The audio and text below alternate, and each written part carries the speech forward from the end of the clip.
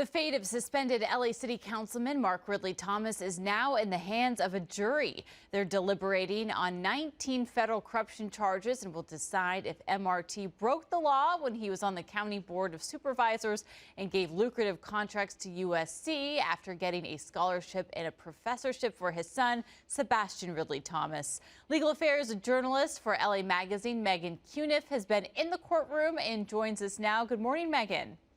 Good morning. Megan, we've seen 3 LA City Council members indicted in recent years, but Ridley-Thomas is the first to take his case to a jury. How is he defending himself?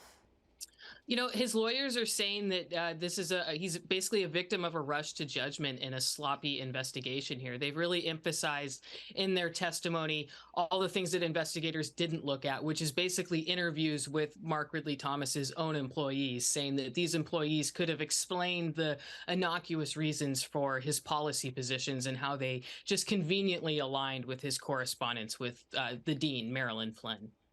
Right, that these are contracts that he would have supported regardless of whether or not Sebastian Ridley-Thomas had ended up getting that deal with USC. And you've written that the courtroom was packed with MRT supporters.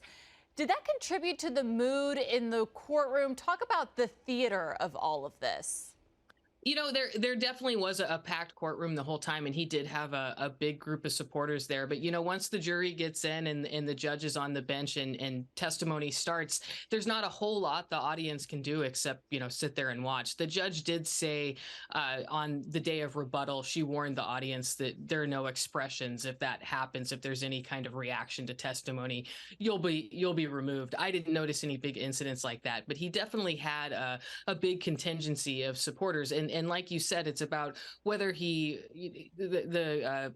lawyers were making this out to be, did he sell his vote? Did he change his vote because Marilyn Flynn influenced him to? But prosecutors have pointed out that that is not the law at all. It's not about him changing his position. It's about him monetizing his position. He can take an already held position and make money off it privately, and that's illegal. Right, and prosecutors are really using his own emails against him, including that infamous winky face emoji. Did it seem to you like they presented a pretty strong case here?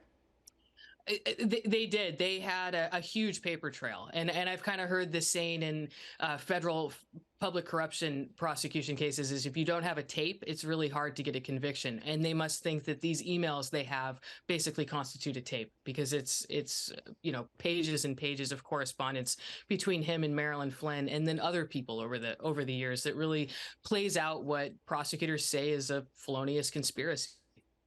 And let's take a step back and big picture here, because all this stems from his time on the County Board of Supervisors. We saw Janice Hahn take the stand, also retired Supervisor Sheila Kuehl. What did we learn about LA County politics from this trial? And the supervisors who took the stand were really there to kind of show, you know, nothing to see here. This was county business as usual. You know, Janice Hahn had her reasons for supporting the probation university contracts. This was like a partnership between USC and the Los Angeles County Probation Department, and then also a reentry program that was right at the USC Center. And then a few months later, a telehealth contract that had expanded to loop USC's School of Social Services in.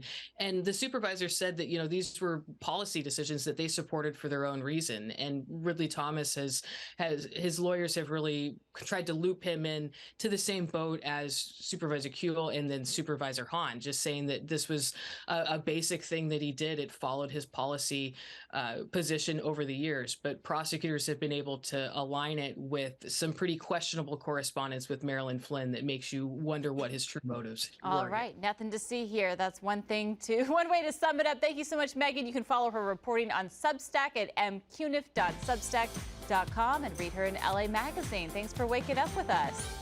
Thank you.